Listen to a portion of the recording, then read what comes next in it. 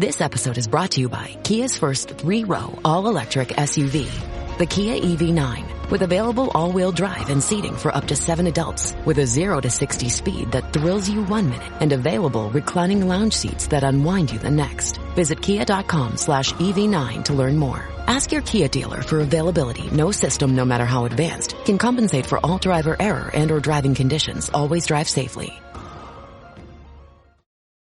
Welcome to the Human Capital Innovations Podcast, your go-to source for personal, professional, and organizational growth and development. We hope you tune in often for all things people management, organizational development and change, organizational leadership, and social impact related. Maximize your personal and organizational potential with Human Capital Innovations Podcast.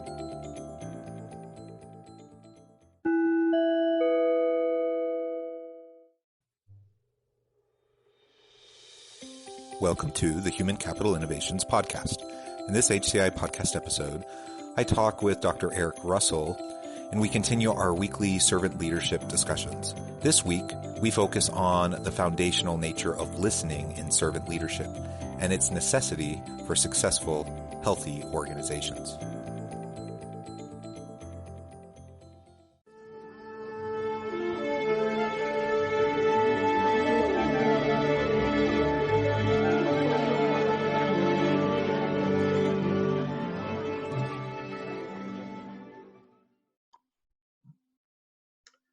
Eric Russell, welcome to the Human Capital Innovations Podcast.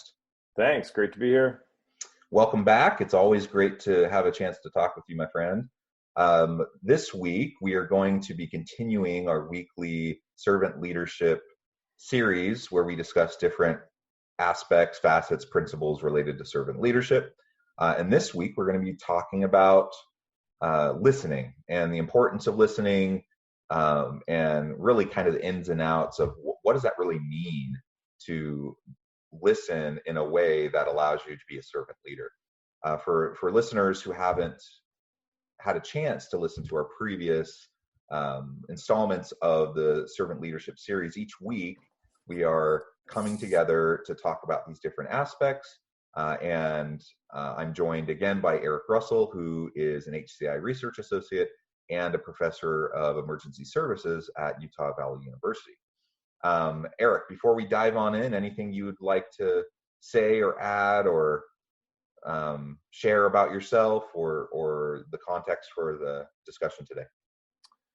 So with leadership, when you look at servant leadership literature and you go all the way back to Greenleaf, this is the foundation, is listening. And listening leads to everything else. So this is an exciting topic to talk about. It's something that a lot of people think they're good at because they can hear, but most people don't know how to listen. This is actually a skill set that individuals need to learn and they need to hone. So this will be a good topic to talk about.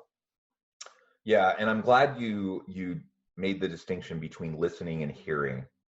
I mean, unless we're hearing impaired and part of the deaf community, I mean, we all hear, but the fact that we hear doesn't mean we actually understand or are actually listening to what people are saying to us. The two very different things, and we'll discuss more about this, but as we go throughout the dialogue today, I hope that listeners will really carefully consider, their practice as they communicate with their colleagues and with their subordinates and people up the line, down the line, whatever. Are you actively and proactively listening and being in a space of full awareness around the people that you interact with, or are you just hearing? Are you just kind of taking in what people say? And is it like the Charlie Brown, when the adults are just going wah wah wah in the background? Yeah, I think that's what a lot of people do when they say they're listening. They're really hearing, and they're not even really hearing either, because they just aren't processing anything that's happening. Nope. Yeah. So I think this will be a really great discussion. You already mentioned a little bit about why it's important in terms of, it is foundational to servant leadership. But why? Why is this at the core of everything it means to be a true other-centered servant leader?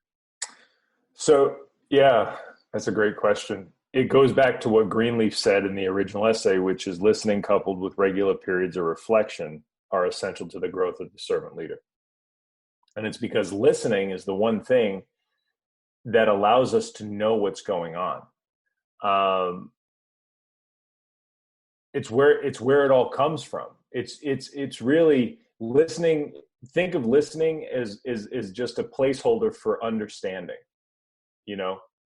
because the only way that you can understand, especially if you're person-centric, if you're a person-centric leader, the only way that you can understand people is by listening to people. And it's not just listening to what's being said, it's listening to what's not being said as well. And it's an understanding of body language and personality and knowing your people, whether they're one-off that day or something like that. We'll get into that as well, the whole listening to what's not being said. But it's knowing what's going on in your organization. We talk a lot in stuff that both you and I write and a lot of other leadership literature, especially servant leadership, this idea of the ivory tower, where your C-suite leaders, your top executives, your top administrators, they live in a bubble. And so a lot of times the only thing that they hear is that constant feedback from the people that are within their immediate circle within that tower. But the successful leader is the leader that gets down to where the rubber meets the road. He or she leaves that office and that tower, and they get down there onto that shop floor. They get down there with their people, and they humbly listen to the things that are being said and the things that aren't being said, and they get down there with their people. And that's how you really know what's going on with your organization. Like if you care about your organization and you want to see it grow and thrive, and if an organization consists of its people and there's no difference, then you have to be down there with the people listening to them. Because that hierarchy ivory tower, if all you're getting is feedback from the people within that top group, you're essentially getting campfire speak. That game that you would play when you were a kid and you'd go camping with friends and stuff, and you'd all sit around a campfire and one person would say something to the person next to them, and then they had to repeat it to the person next to them, and then the person next to them. Well, by the time it got around to you, it's a completely different thing. All right. And that's what happens when you're stuck in that C-suite mindset of not being down there with the people, is you're not going to know what's really going on because you never took that opportunity to get down there and listen. And we're also going to talk about, towards the end, listening to self. And we'll get into that idea as well. But all of these things come together for success. And Greenleaf tried to hammer this into the minds of people who read his work, that in order to be a servant leader, in order to be a successful leader, it is really based upon listening, because listening is knowing. Listening is understanding. Yeah, and you frame this more broadly, right? It's about understanding, it's about awareness, it's about being in the moment, not being distracted when you're interacting with someone else. And we live in a society that's full of distractions. And so that's why, when I say the Charlie Brown wah-wah type of communication, I mean, you and I both have been in that situation so many times, and I suspect all the listeners have been too, where I'm standing there talking to someone who is important to me, sharing something that I feel is important for them, and they're like sitting there they're scrolling through their phone, or they're, or whatever, and they're just not even engaging.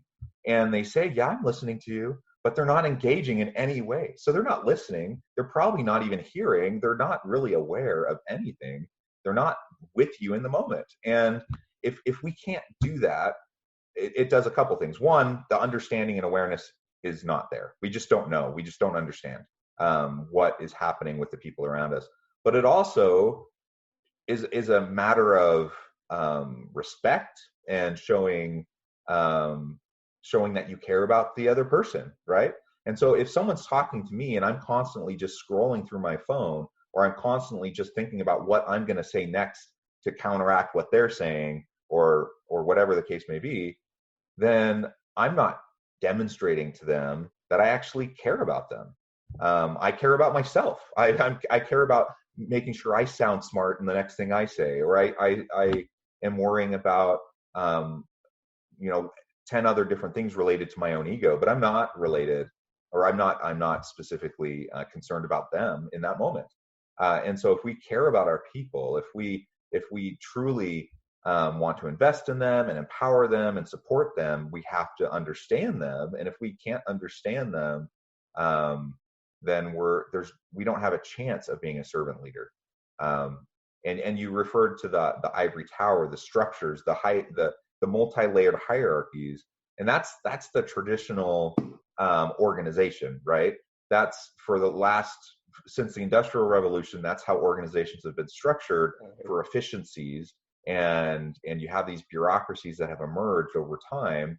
But that's not what's going to drive us to success long term in this hyper competitive global marketplace, where companies need to be super agile. They need to respond to rapidly shifting consumer demand and highly specialized consumer demand, where they want exactly what they want. And they don't want, like, it's not like 50 years ago when you went to go pick out a car and there's like 3 car options, and maybe 2 colors.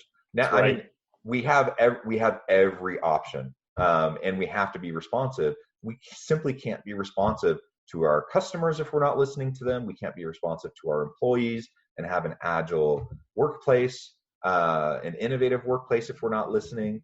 And we can't do that if we have this multi-layered hierarchy where you have all these people in the C-suite or middle management who really are just reinforcing their own narrative over and over and over again, rather than actually paying attention to and listening to the challenges of the line workers, understanding those who are actually interfacing with customers on a regular basis. And despite their best intentions, they may have the best intentions. They may want to be a servant leader. They may care about their people. They may want to support their people. It doesn't really matter, though, what their intention is if they can't actually do it. And they can't actually do it if they're not having those conversations, and if they're not taking the opportunity to truly listen to the people that they count on each and every day. No, it's well said. Think about when you're talking to somebody and you can literally tell as you're speaking, they're thinking about what they want to say next. Think about just how insulting that is. And I agree. You want to talk about just a gut punch to one of your followers. Have them be talking to you, or talking something important, or giving some type of a presentation, and you're looking at your phone. You're sending a text. We know through research that multitasking is BS. Like we know that. And so there's no way that if you're distracted, that you can be listening to your people and actually ingesting what they're saying. So it can go over you in waves. That's why I love how you bring up the idea of Charlie Brown, because that wah, wah, wah, wah, wah, that's so true. Because if you're distracted, that's really what's going in. Because hearing and listening, because it's so different, being able to listen, being able to retain that information. We go back to the educational research of, if you sit in a lecture, how much do you actually retain, versus how much do you retain when you read, versus how much do you retain when you're there and you're present and you're doing some type of a task that leads to learning. The numbers are up there, and your average person in a lecture, they'll remember like 10%. And I'm a lover of the lecture. Like, I like listening to smart people give lectures. I truly enjoy those things. But if you don't know how to sit there and listen and ingest and stay on those words and watch them as they're painting that with what they're saying, you're definitely missing it even in that. But it comes down to respect. And I don't know if people do it on purpose, But if you're sitting there while your people are talking to you and you're on your phone, you're typing, you're on your computer, like, I mean, we're in academia. You watch people come into faculty meetings and they have a computer in front of them and they're typing away the entire time they're in meeting. It's like, you're not even present. It's like, why don't you just say here and then get up and leave the damn room? Because you're not even there. It really comes down to, do you respect your people? And I think that when leaders set their phones down, and I can say that firsthand, when you turn away from your computer, when you turn away from your phone, and you are present there with your people, what you gain as a leader isn't just that knowledge and awareness and understanding of what's going on, but you ultimately gain what Greenleaf called the gift of power. Because when people realize that you genuinely care about them, they gift to you power. And it makes your life easier, because it's easier now to persuade people to take your vision into fruition. And we'll definitely do a talk on that. But that starts with respect, because when somebody respects you, they learn to trust you and they realize that you respect them. It's that relationship again. And there's so much you get, again, what the Greenleaf said is legitimate power, and it comes as a gift from your people.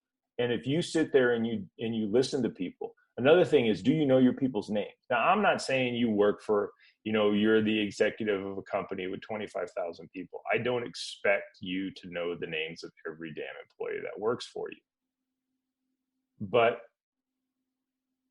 people who are in middle management, people who are team leads, people who are directors, do you know the names of the people that are around you? And that's a sign of respect too, because it means that when they tell you their name, you truly listened and you wanted to know who they were.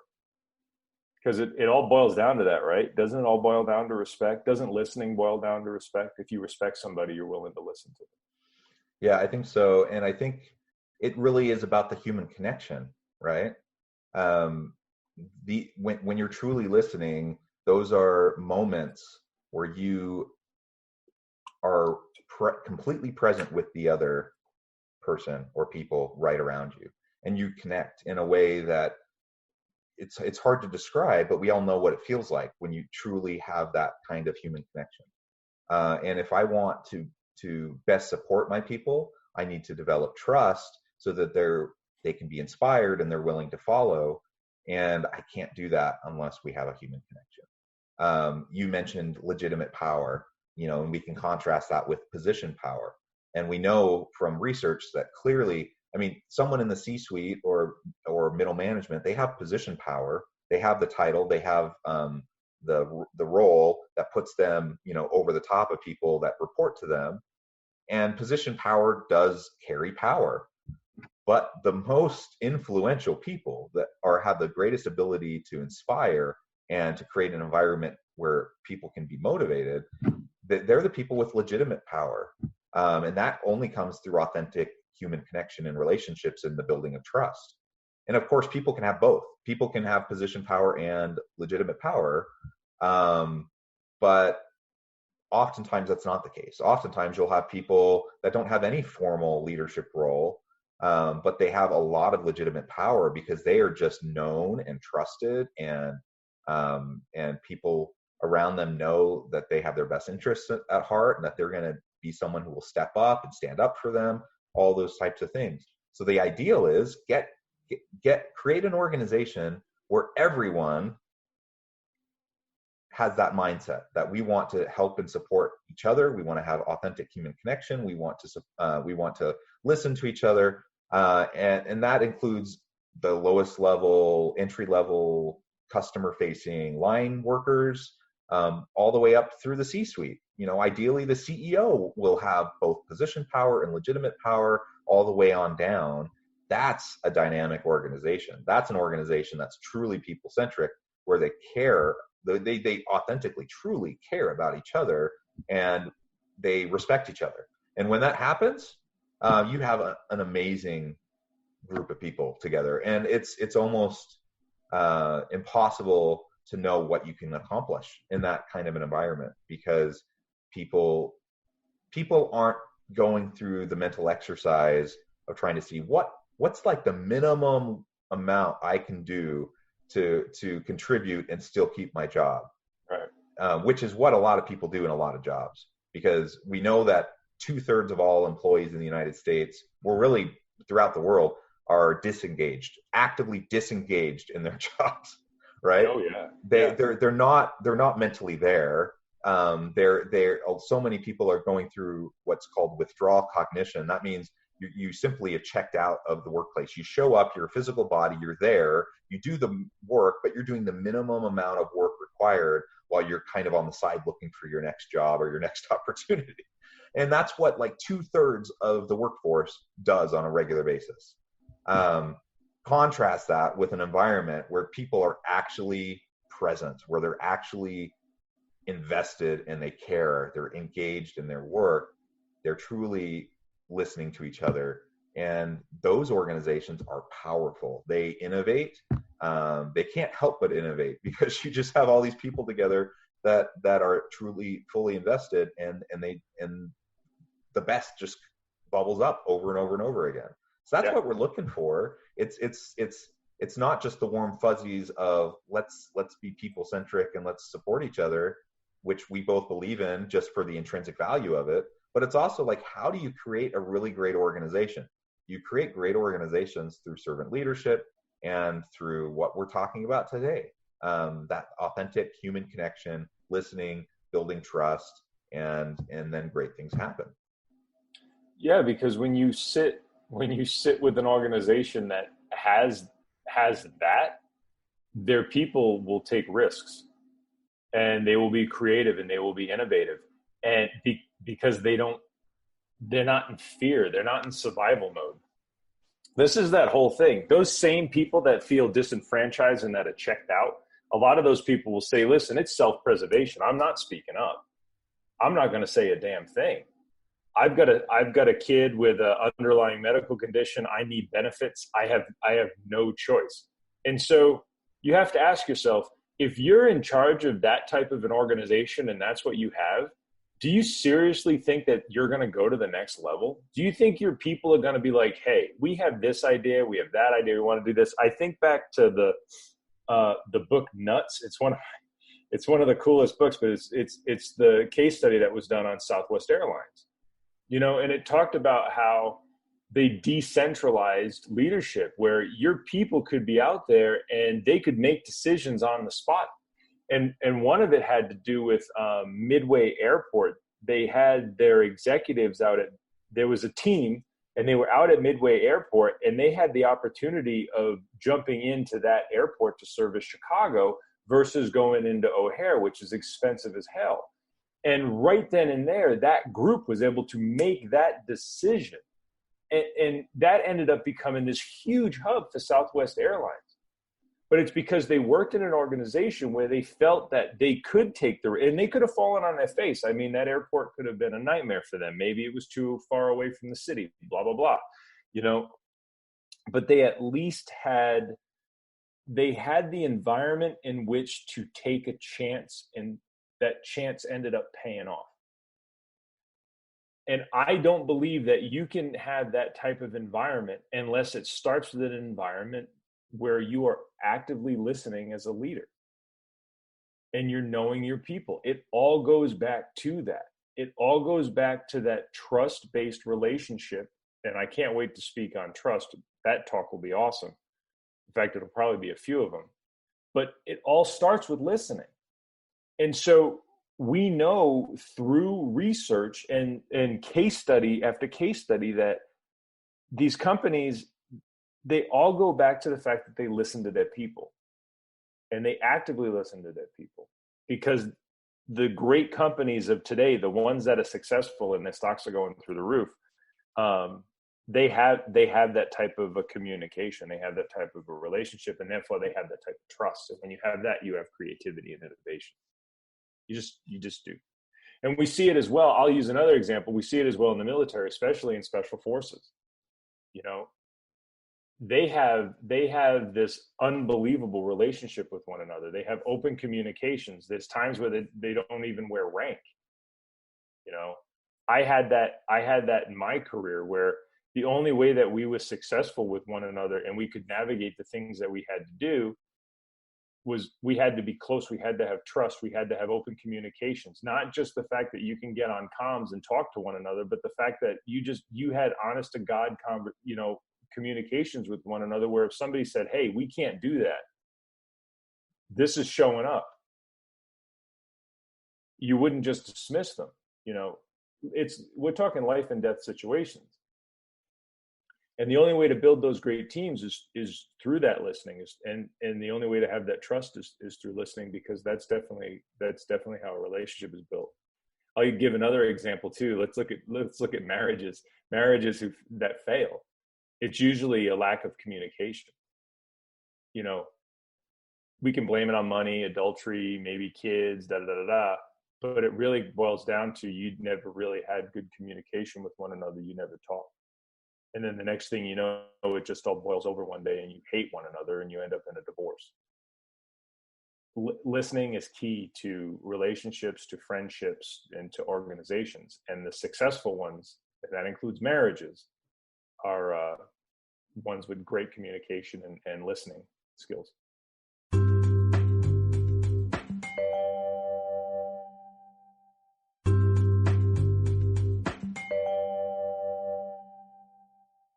Yeah, those are great examples. I had a couple come to mind while you were sharing that. The first one is I was just talking the other day to kind of it was a C-suite level, VP level person who was talking about the CEO. And they were talking about how these meetings go when the CEOs with all the VPs and they're having these big strategic discussions. Mm-hmm. And as this person described it, the kind of the leadership style and the culture of this group is, what would happen is the CEO would pose a question and say, here's this really perplexing issue we're trying to grapple with and we're trying to deal with. What should we do? She'd ask the question, and then she would say, and here's what I think we should do. Oh, yeah. And then what do you think everyone else did at that point? Yeah, that's a great idea. And I've heard that example so many times over the years. Mm-hmm. And she probably has the best of intentions, right? I'm sure she genuinely wants the input of the people around her, but because of the way she managed the discussion, she effectively shut down all meaningful dialogue and really didn't give her a chance to listen. And so everyone, and it's also coupled with this particular person's style, that people in the room over time have learned that they pretty much need to do exactly what she says or there will be ramifications, right? And so they learn over time that when the CEO speaks, even if we disagree, even if we think it's, a bad idea for XYZ reason, we really just need to fall in line and we need to execute on what this person said. That's dysfunction. That's not listening. And it's unfortunate because you have a whole room full of pretty intelligent people that could inform this big strategic discussion, right? So I've seen that so many times over the years, personally, leaders I've interacted with, but also when I go out and talk to other leaders in different organizations. So that's one kind of not great example, right? Of creating a context where there can be good dialogue, good listening. In contrast, I was doing another interview for a podcast episode that came out earlier this week. And the interview that the person that I was interviewing has this rare neurological disorder that has impacted his voice. So literally, he lost his ability to speak. And he's a CEO of one of the oldest companies in the United States, founded back in 1848. So he had this leadership style, and then over the course of a relatively short period of time, he literally could not speak anymore. That required him to really rethink, that critical reflection you were talking about earlier, to really consider his approach, his style, how he interacted with his people, what maybe wasn't so effective in the past. And because of his physical limitation, he had to listen more. And over the course of a couple years, he completely turned on its head his style to a model that, instead of kind of this top-down, heavy-handed position power with this high hierarchy, he frames it as dispersion of power, and he wants to spread out the decision-making authority and give people more autonomy and disperse power throughout the organization, kind of like what you were just talking about in the example of Southwest. And he makes it a matter of practice to actively go out and just listen, not listen to lecture. A lot of people do that. You hear about leaders coming into new organizations in a new role, and they'll go on listening tours, right? They'll go throughout the organization, the different divisions. They'll listen to what everyone's having to say. I'm a believer in that. I think that's a good idea when done authentically and when people are actually listening. But we also know that that's often not actually what's happening. They're going through the motions of listening. They're going around and trying to put on like this facade of listening to the input of people around them, but they really already know what they want to do, and they're just going through the motions of it because they know that's what's expected of them. That's not what this CEO is doing. He realized, I need to get out amongst my people on a consistent, regular basis. I just need to listen, not with an agenda, but just go and listen, hear them, truly hear them, and see what the struggles are, see what the challenges are, and from that figure out, new strategies for the organization, but also how can I help this person? How can I empower this person? And I loved that. I loved the idea of dispersion of power. I love the idea of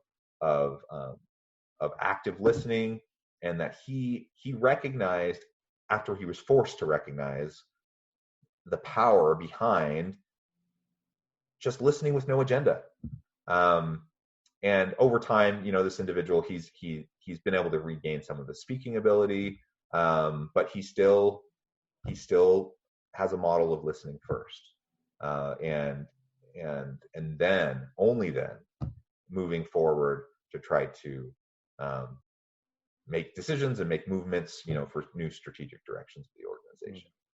That's powerful, and just that simple act of listening with no agenda, creating that authentic human connection, that simple act has done more to help him engender trust and motivate his employees, and to drive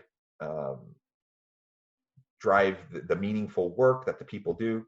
Just that simple act of him proactively listening and making a point of doing that on a regular basis. It's powerful. It is. That's a great story. Yeah, because that gives you the perspective into other people's worlds when you experience that type of, I don't want to call it a disability, but that type of a situation. It's kind of like if you have a lower extremity injury and you injure yourself at the gym and you can't walk for a couple of days, or it hurts. And then you can realize what people who actually have to deal with that every day. When people are like, oh, do you really need that wheelchair ramp, or does it really need to be ADA compliant? It's like, yeah, try navigating the world with this injury every day. Sometimes Mother Nature does a good job at teaching us humility in order to see the world through other people's perspective. And it probably made him a better leader. It sucks that he has to go through it, but it made him a better leader. And as far as the other leader is concerned,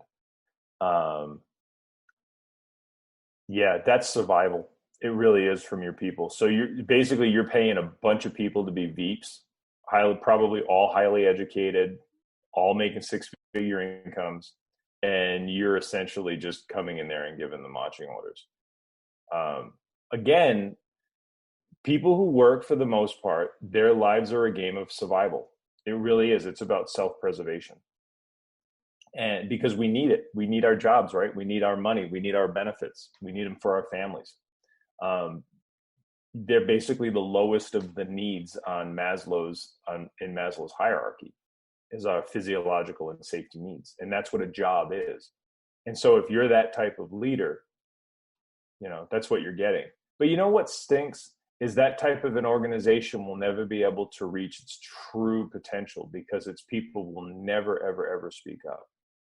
They're just waiting for them, they're just waiting for the next person to take charge. And it's not their fault. It's ingrained in them, that type of behavior. Yeah. And it's sad. And it's discouraging to people who want to have meaningful work and who want to make a difference. And people will only butt their head up against that wall so many times before they decide, I'm not putting up with this anymore, and they leave. And then, what happens is over time, your best people, your independent thinkers, your creative people, your high performers, they will self-select out of that organization when they're led that way. And so you'll just have this kind of, it's usually not like a rapid thing. It's usually kind of this slow downward spiral. So it's even hard to notice it as it's happening. But, you compare, from one day 5 years ago to how it is now. And all of a sudden you start to realize, well, wait a minute, we've really lost a lot of like creative capacity in our team over the last 5 years. And you hardly even noticed it as it was happening. We just can't afford, and no organization can afford to lose its best people like that. But one of the quickest ways to have people get ready to pick up and leave is to lead them that way. Yeah. And when you miss it, that goes to the other part of listening. You're listening to the things that the great leaders listen to, the things that aren't being said. They hear the things that aren't being said. So you're watching body language, you're watching retention rates. If you are a leader and you walk into a meeting and you've got, say, 15, 20 people sitting around a table, and people are not speaking up, they're not making eye contact, all of this kind of stuff, and you're just going on and on and on and on and on, eventually you fall, right? Like eventually, like you said, your best people are going to go walking out the door. And it's because you miss the things that aren't being said. We see this in the emergency services and in law enforcement, and you can tell when somebody's agitated. And so it's your job at that moment, especially if they just witnessed something horrible and you want to get something and you need to get something out of them, right? And so it's your job to take a step back in that moment and de-escalate the situation. And the best way to do that is just through calm listening. And you see that in organizations all the time. Somebody might just find out their spouse has a terminal disease, or maybe they just had a miscarriage or something like that, and they come in and they're agitated that day, and you're like, what the hell is wrong with you?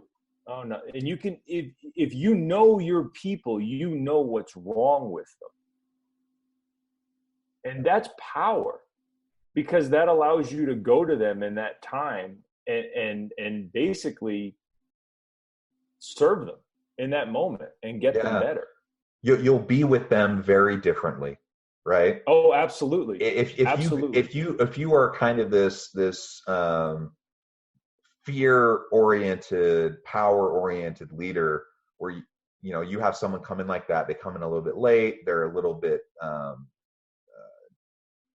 frustrated, and that you can see that maybe they're acting out a little bit. If you go and you be with them in a mode of, I'm going to correct your behavior because you're being a bad employee, that's completely different than if you go to be with them because you see them and you understand them and you realize you're not normally like this. Like, something must have happened. What can I do to help you and support you? Fundamentally, two different approaches. One's going to have good results. The other one's going to have bad results every single time. It just is.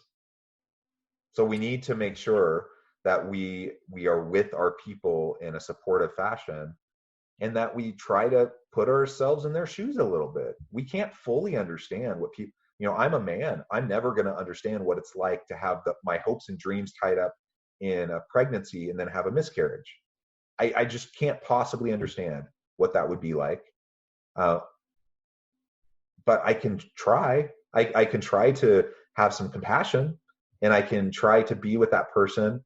If someone has a family member who has cancer or some terminal disease, I can sure try to be with them and to help them know that, you know what, it's okay. I get that right now you probably can't be your most productive self at work because you're dealing with this horrible thing that's happening in your personal life. If I can support them in that moment, then they will remember that. Their productivity may slip for a little while because they're dealing with something horrible, but they'll come back motivated and committed because they know they have people around them that care about them. And they won't forget, and they'll share with their colleagues. They'll say, do you know what, so-and-so did for me while I was struggling? And that will spread, and that culture will build, and you will have people, excuse me, that over time will recognize that we are there for each other. If you're dealing with something hard, we'll help you. And that will come back to me when I'm dealing with something hard, because you know what? Everyone has to deal with hard crap in life. Like it's just a matter of when, like we take our turn. And so I want to be there for people when they're struggling. And I know if I do that I will build authentic relationships where people will want to be there for me when I'm struggling. It's not necessarily even just, it's not like I'm expecting, like, I do this for you, so now you have to do it for me because you owe me. But it's just the natural outcome of authentic relationships that people want to help each other. That's what we're shooting for. Yeah, isn't it? Isn't that what it really all boils down to? And you know what? There is a rational selfishness to it too.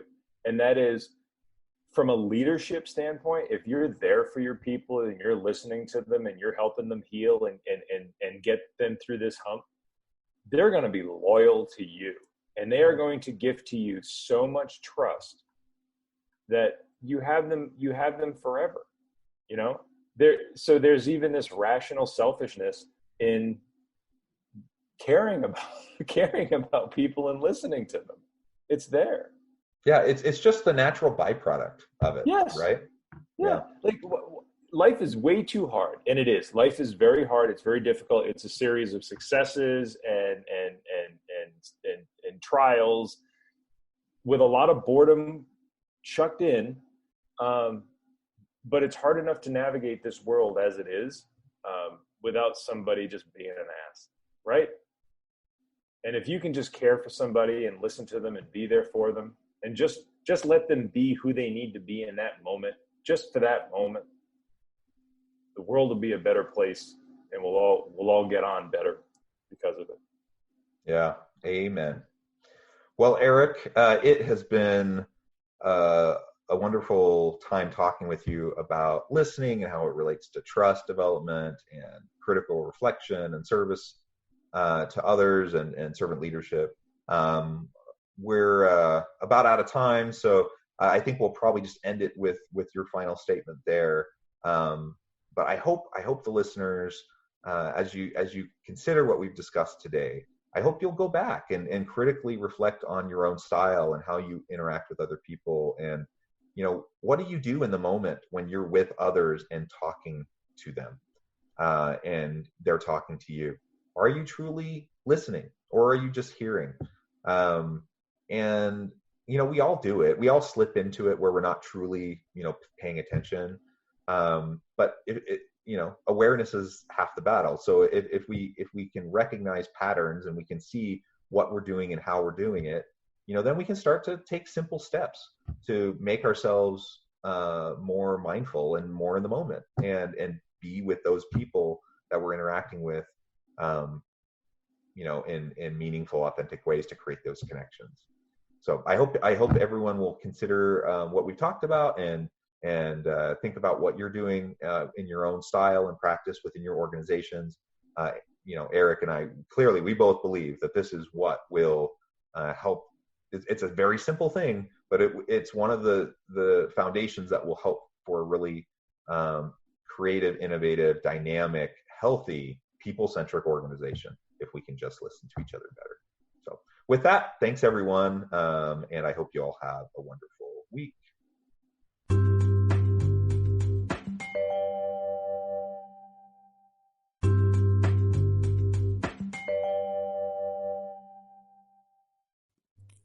Thanks again for joining us for this episode of the Human Capital Innovations Podcast.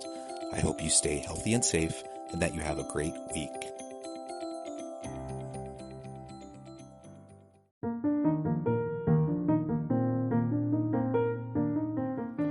Check out our new weekly LinkedIn newsletter, Alchemizing Human Capital, exploring industry trends via original research and interviews with executives and thought leaders from across the globe.